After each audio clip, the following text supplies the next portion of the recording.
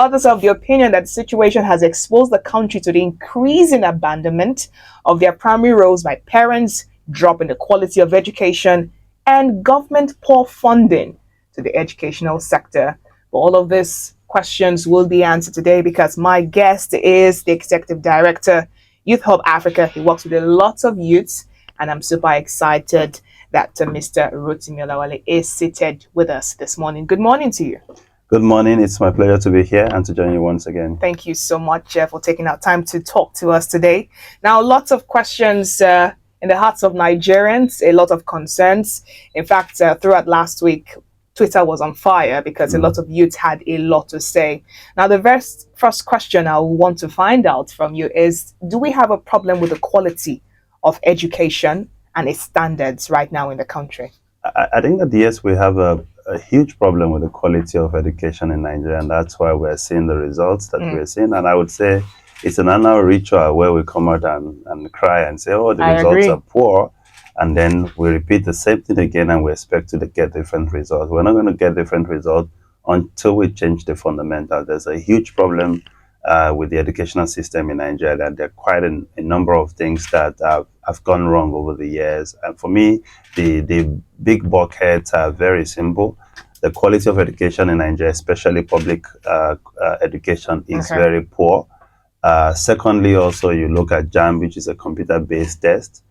Many of kids in public schools and in rural cities do not have access to computers.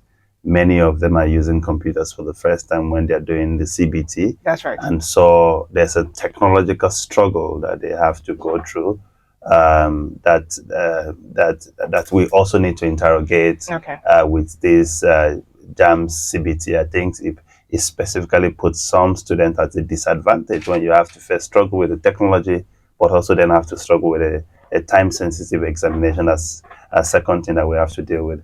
There's a third bucket, the elephant in the room, that we also need to examine, is that in many public institutions across Nigeria, in many states, the policy in public schools is that students don't fail, and so you shift them en masse year after year, class to class, and thereabouts. So you see people pass 19% in common entrance exam from primary 6, and then they get admission into JS1, and then you push them and push them and push them. 19% tells you that this person has no business with junior secondary. In junior secondary, but then gains admission, and then you push them and push them and push them. But then you want them to pass JAMB. How are they going to pass JAMB? Because the foundation of education is very simple. You don't understand English, you pass 10%, 20% in primary school English, tells you that the foundation of your English is very weak, because all of what you're going to learn in GS is going to require English language. That's right. Integrated science, chemistry, biology, physics, all of it, maths, everything will require English language. You don't understand maths, you will fail maths in primary school.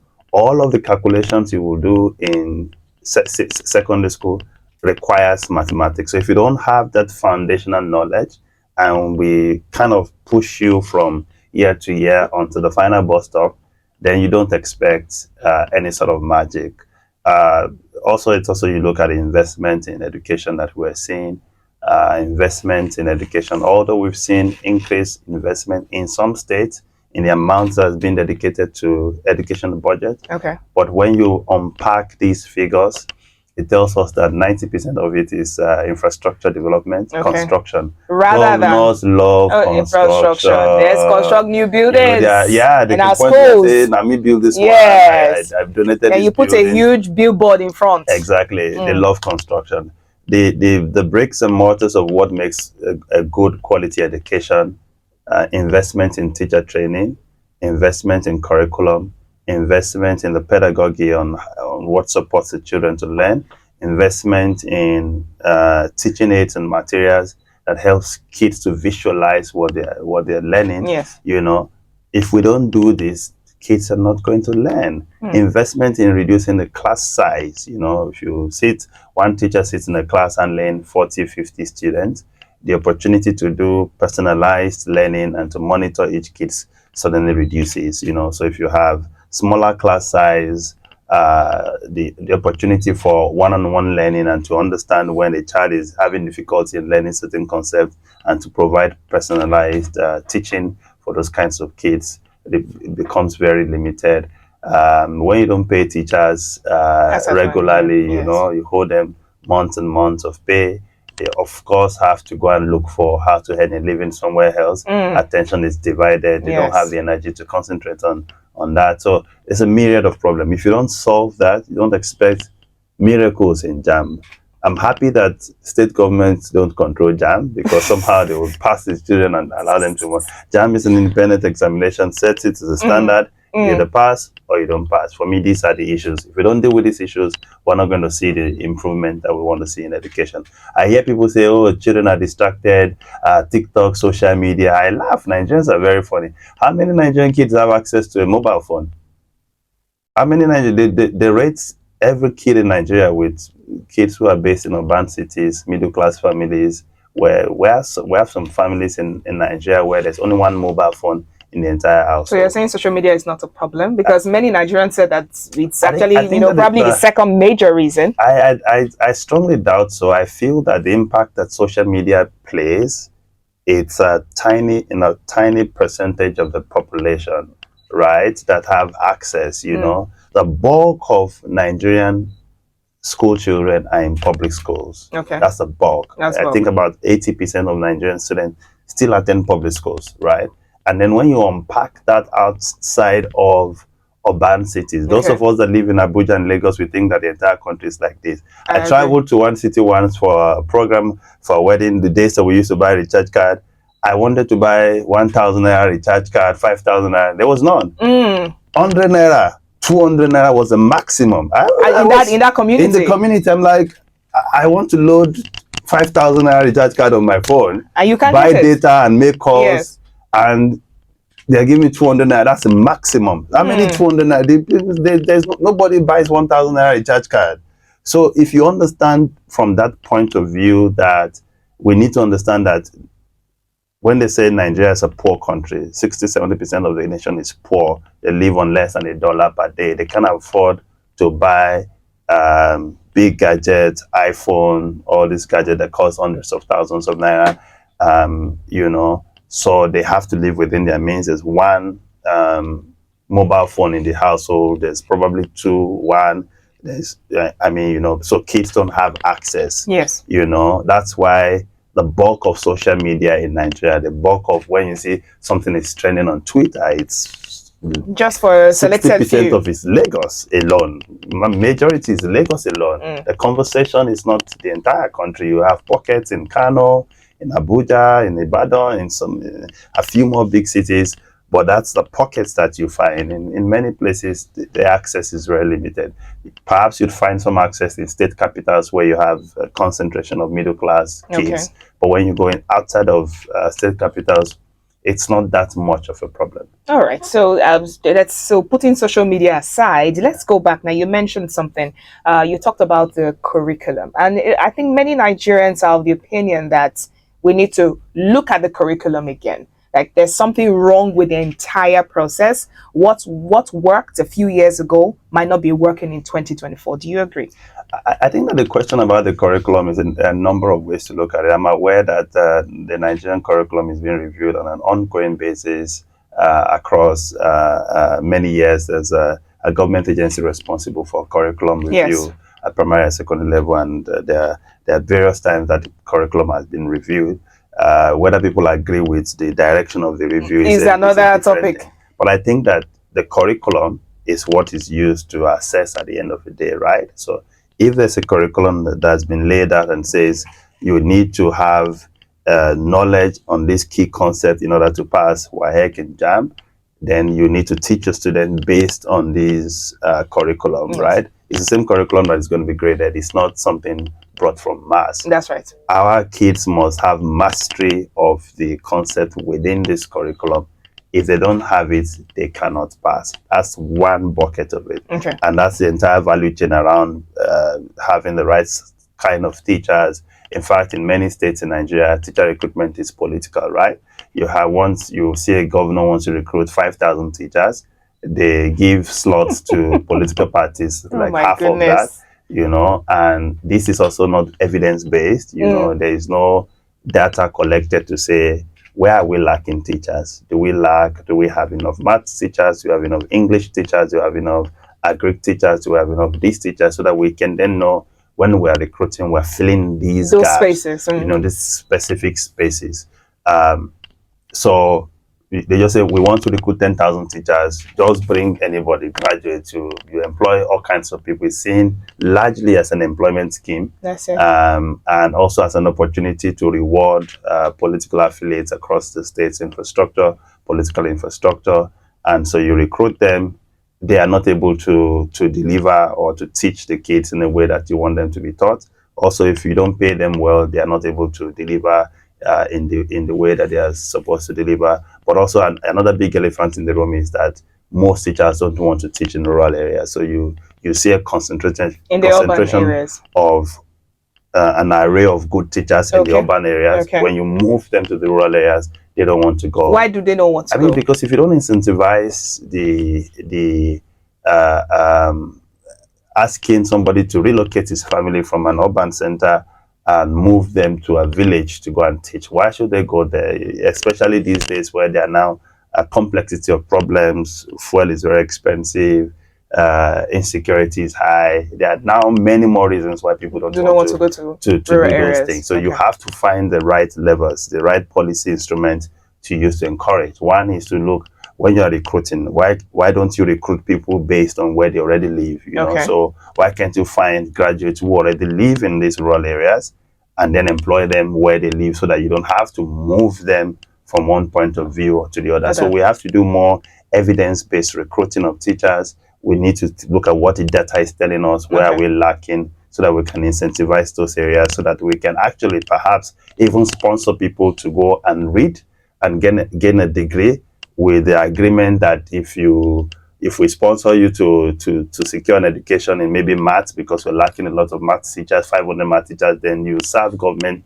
for 5 years, and then we can post you anywhere for those 5 years. There are a number of policy options that we have to consider to fill these gaps, and I don't think we're doing enough. All right, it's still Classic FM 94.3 Abuja, the station that plays every song you know.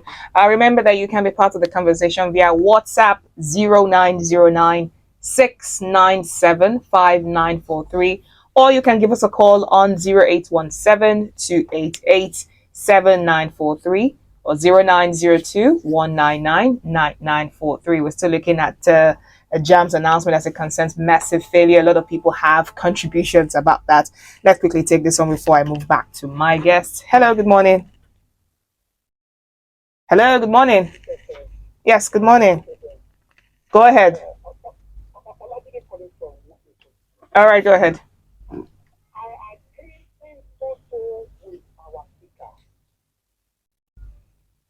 Where I have issues when we are talking about government negligence concerning education. Which kind of government are we talking about? Which one? I discovered that 80% of secondary school we have lies in the state. And I don't think federal government can fund secondary schools. They have theirs, like Federal College, Federal Government colleges. If you go to all these schools, you see you find good teachers, infrastructure, everything federal unity schools. But go to state schools, you will weep, you will cry. But each time we want to talk, we don't specify it where the problem lies. Is it in the hands of federal government or in the hands of state government? Because I don't say it. The development of this nation mostly will come from the state. And when state fails, that is the inflation you are seeing in the entire population. If you talk about hospital too, you see federal medical centers are well located. But go to state hospitals, it's nothing to write home about. So that each time we are complaining, let us tell them to their face so that Nigerians will know where the problem is coming from. Okay, I like that. God bless Nigeria. God bless Classic FM. All right. Thank you very much. You want to react to what he I mean, said? I totally agree with you Okay. 100%. Like I always say, the responsibility of primary and secondary education is not in the hands of the federal government. It's in the hands of local and state government. Secondary education lies solely in the hands of state government.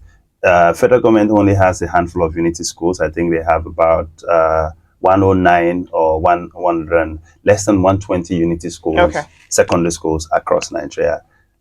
Perhaps also some agencies have secondary schools, a few more. Maximum federal government has about 300, 400 Hundreds. Okay. secondary schools. Okay. We have over 60,000 secondary schools in the hands of state government across the length and breadth of Nigeria. That's quite a number. That's over 95% of over 90% of secondary schools are in the hands of The state of governors. state governors, state government. Then you have a big chunk also, I think about 20%, 30% of secondary schools in the hands of private in the private sector. So the bulk of the problem Is lies actually in the hands states. of states. So I agree 100% with him, and that's why I've been saying since morning that to unpack the educational issues in Nigeria, the big problem lies with state government. We've seen some states make more investment in education. Actually, I think that many northern states are now making bigger investment than southern states in education. You see double digits, 26%, Kaduna, Sokoto, a number of states like that making huge investment. But I must say, a huge number of that is going into Infrastructure rather than. I'm not saying infrastructure is not good, Okay. but we also need to prioritize. How do we? The important thing is focus on the educational outcomes, not focusing on what makes a governor shine. That's right. Or seek a second time in office. What are the educational outcomes that we want to see, and how do we measure that on a yearly basis? So, if you put in this investment, you need to look at the investment at the end of the year. How many kids are passing? How many kids are passing the entrance exam into JSS1? How many kids are passing? What is the rate of pass for year one? You know, and for JSS1 to move to JSS2, what's the cutoff mark? Is it 60%? Is it 70%? Is it 50%? How many people are passing? How many people are failing? What's the failure rate? Those are the markers that would help us know if our investment is actually working. Is yielding. And how many people have numeracy skills? You know, how many people can read and write? You know, people finish primary six, they can't read and write. They can't. You see cases where kids cannot even write their own names. And I'm wondering how they got there. Extremely bad. Like if a child can't even write his own name, the name that they call him every day, you know. So what kind of education have they received? Exactly. You know? So that we have infrastructure deficits across many states in Nigeria. We need to fill those, but most importantly, I always say we have to concentrate on the educational outcomes. If you don't concentrate on educational outcomes, we can't create magic. There's nothing we can do about improving education. Okay, Mr. Rotimi, let's also talk about, I know this is a topic on its own, but we also need to slip it in. School na scam syndrome. Is that also a major problem? Because we've seen youth say, oh, after all, really, when I get into the university may decide to give me a course, a choice that I didn't even ask for, even if I try to change. If I don't have money, if I don't have connections, I might not get the course. Even if I get the course, what are the chances that I will come out and get a good job? So all of these factors, has it also contributed to massive failures in our examination? I think let's unpack this school and scam thing that I hear people say all the while. I think that one of the biggest factor that people have seen that move people out of poverty is education. That's right. You know, so if you say school is a scam, it doesn't mean that other people don't do other things and get out of poverty. You know, you see people go and do a trade, apprenticeship program, and then they make money and they move their family out of poverty. But sometimes some of these programs are outliers. You see, so you have to measure how many people have done an apprenticeship program and moved out of poverty. What people also don't realize is that education is not only about the accumulation of wealth, but it's about also other certain things. It's about how do you take care of your personal health, for instance, home hygiene, care of your children. Yes, right. Either to say you call somebody on down your street to come and deliver your child, or you take your child to the hospital. So that those are the things that education helps you to do. So it saves lives, Yes. it allows you to take important logical decisions, all of those kinds of things. So education continues to remain very important. We can't use the marker only for jobs as the road to education. It has different things, also about saving, prioritizing things like insurance, health insurance. All of these things has to do with how educated you are. How can you understand these concepts? How do you know they're important to you and your family? That's right.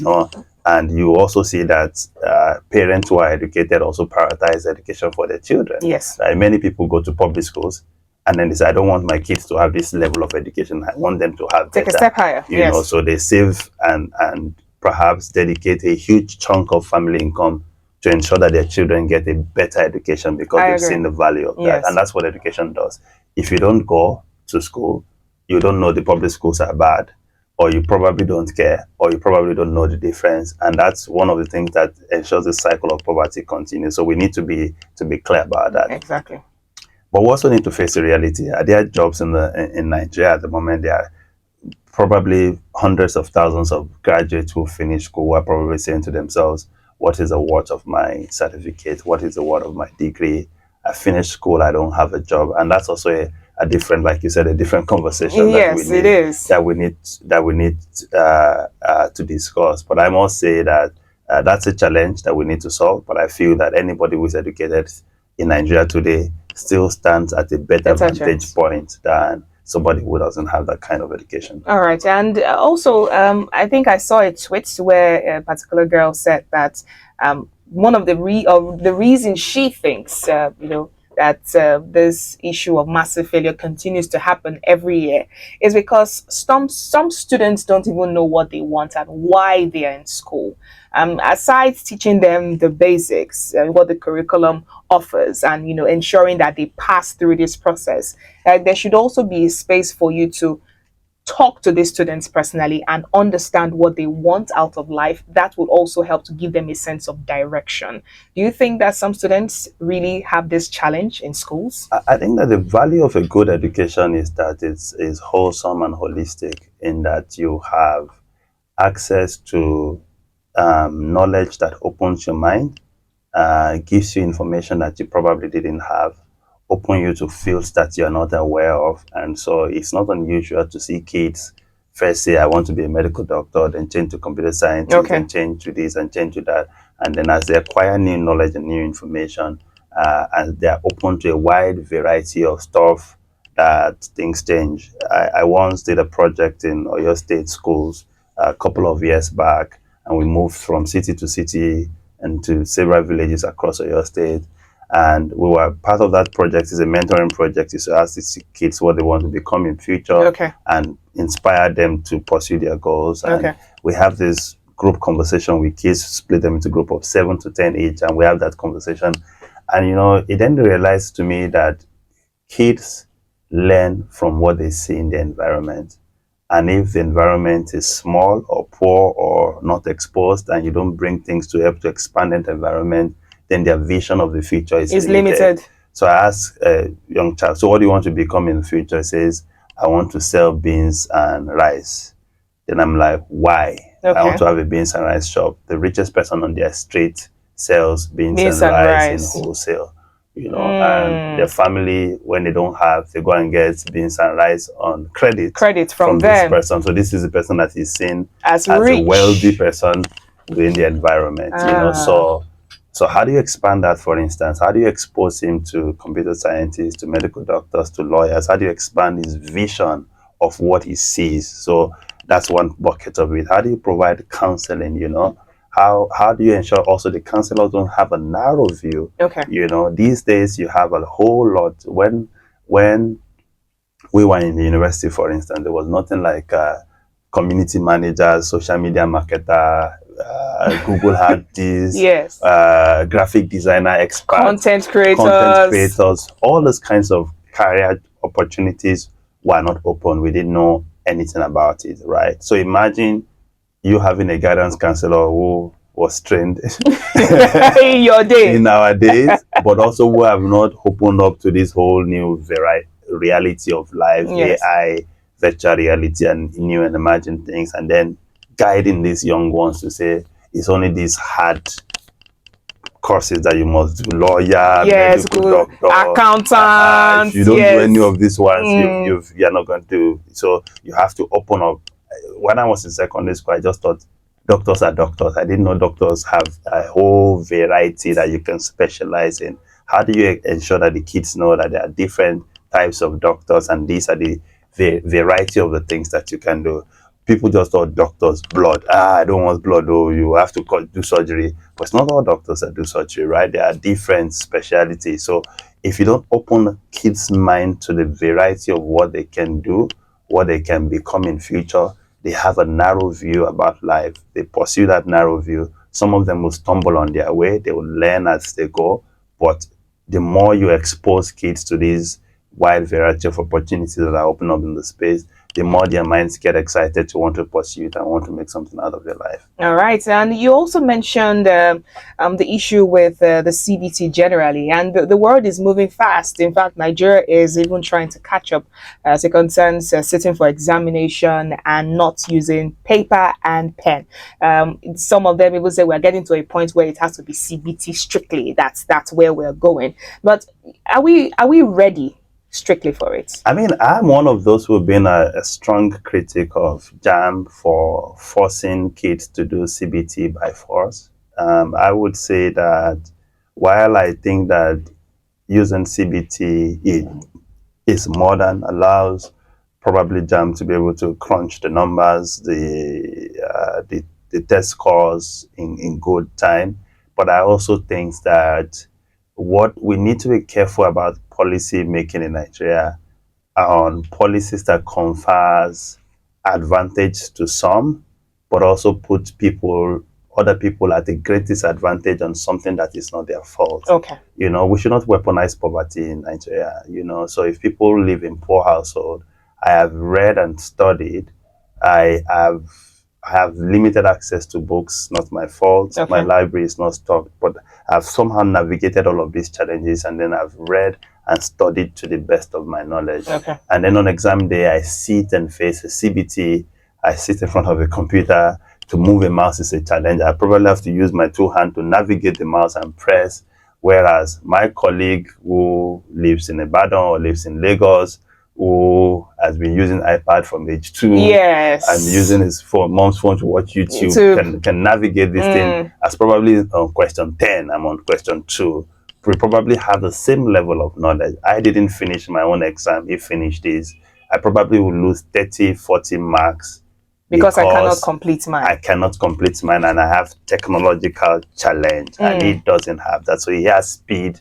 I don't have it, and that's just solely because I'm disadvantaged. I'm very worried about those kinds of inequalities in Nigeria. Okay. And I think we need to hold the feet of JAMB to fire in saying, how do we unpack this? How do we also ask our research institutes, our academicians to do more data, more research around what does this inequality means, and what disadvantage do these kids have, so that we can continue to engage the system for change. Oh, that's interesting. Very, very brilliant one. I would say that, because so many of us might not even have thought about it to that point. We just see, oh, beautiful technology, bringing it to the fore, education. But looking at it from this angle, you realize that yes, it's a major problem, and it's something that we need to look at. And I follow a man on social media. I think his name is Alex Onia, and what he did, he said that in his village, 70% of them failed JAMB the previous year. Then this year, what he did, he set up a computer lab and asked them to practice using that for the CBT. And this year has seen a massive improvement. You can imagine. So which goes to show that this one of the big problem is the access problem. If people don't have access, they can't practice on the computer, they don't get used to this technology, then they are going to be at a big disadvantage. When they sit and write these exams. All right, someone is on the line. Hello, good morning. Hello, good morning, class. Yes. All right, David, go ahead. Good morning, good morning. Good morning. I would like to ask you this. Of course, I agree with you that not every child in Nigeria has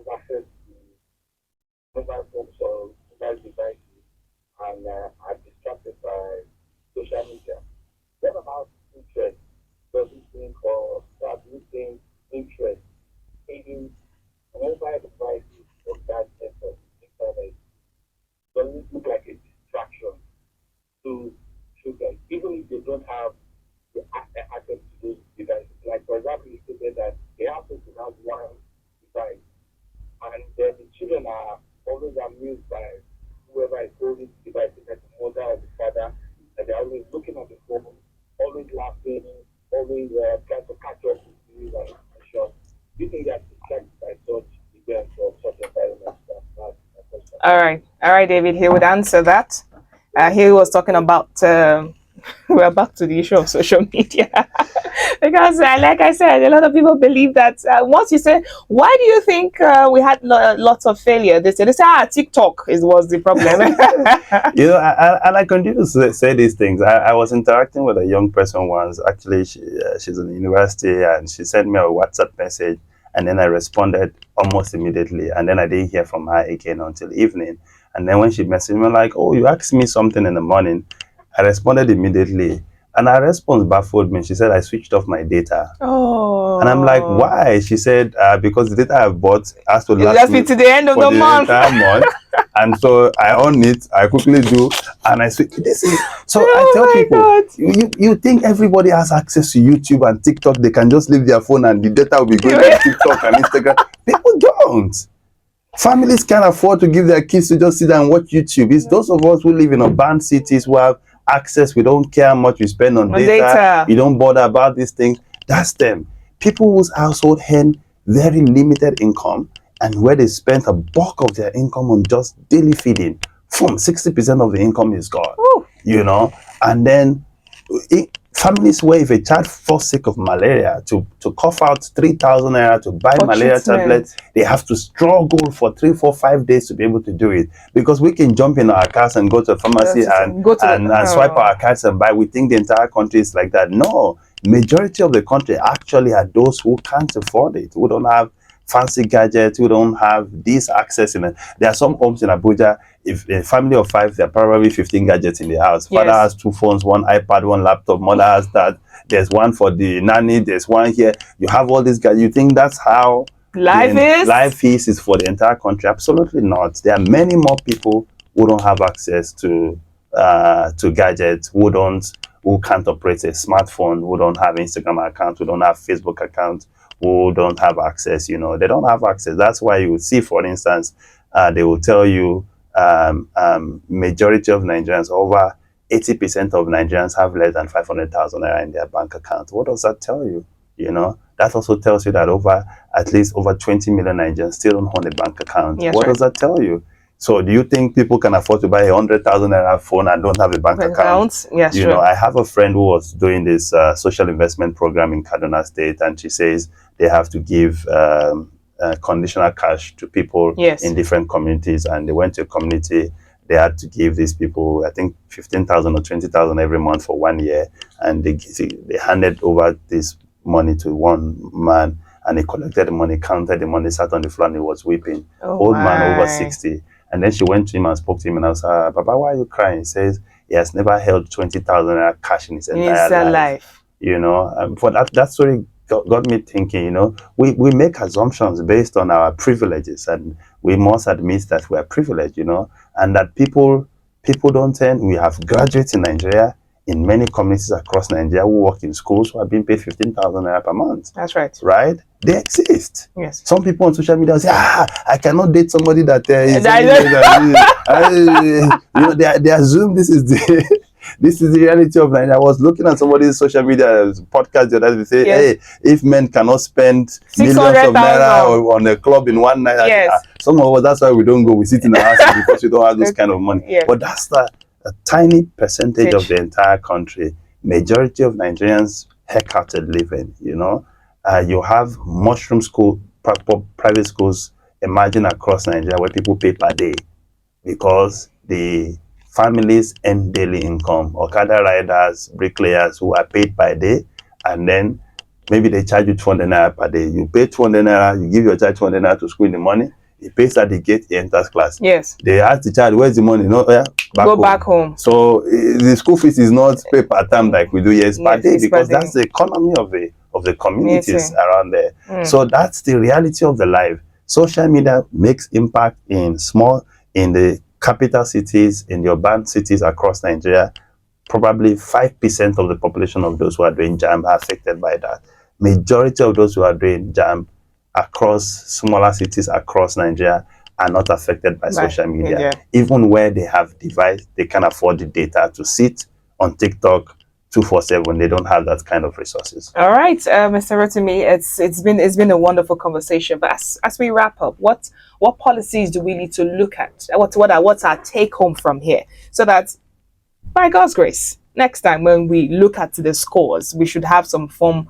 We should have cause to say, okay, there's been an improvement, but how can we see that improvement? I think for me, one of the things I've said to in the policy space as regards JAMB is that we need to find opportunities for JAMB to provide options, for people to either write CBT tests or perhaps do other forms of testing. Maybe as an opportunity to see whether scores will improve, especially in rural areas. That would be one thing. I hope state governments and even federal governments continue to push JAMB to consider these options. That's one bucket. For me, the second bucket is that we cannot shy away from investment in education, into the quality of education that our kids receive. I also encourage people who have been privileged across Nigeria to also give back to their community. We can't all rely on government, and I encourage initiatives like the young man doing a project in his village like this. But I also always encourage people walk into a public school, speak to the principal, go and talk to the kids, mentor them, share with them about your career, endow awards in your alma mater. For many of us who went to public school, go back there, sponsor best students in maths, English, thereabouts. Use it to encourage them with an award of 5,000 naira, 10,000 naira, a certificate, a plaque. These are things that the children would cherish. Nobody gave me a plaque for winning anything in my public school. I can imagine if they had given me one, I probably have displayed it in my sitting room somewhere, in my father's sitting room somewhere. But these are the things that encourages kids. We don't need to wait until we become Aliko Dangote where we can renovate the entire school. We can make a difference in the life of one person, in the life of two persons, and we can help to provide access in many ways. But I think the biggest responsibility lies with state government, like one of your callers have said. We need to continue to push state government to make the right investment, support teachers, pay teachers well, recruit the right kinds of teachers, provide teaching and learning aids for kids, and then we'll see that the results will improve over time. All right, thank you so much. He is the Executive Director, Youth Hub Africa. Yes, when it comes to issues that concern students and youths, yes, you can always call on him. He's always there to give you the answers. We appreciate you for joining us today on Classic FM Tea and Talk. Thank you so much for joining us. Thank you very much. I'm waiting for the tea. All right, you definitely will get it. It's Classic FM 94.3 Abuja, the station that plays every song. The Classic Morning Show continues. To stay with us. Good morning.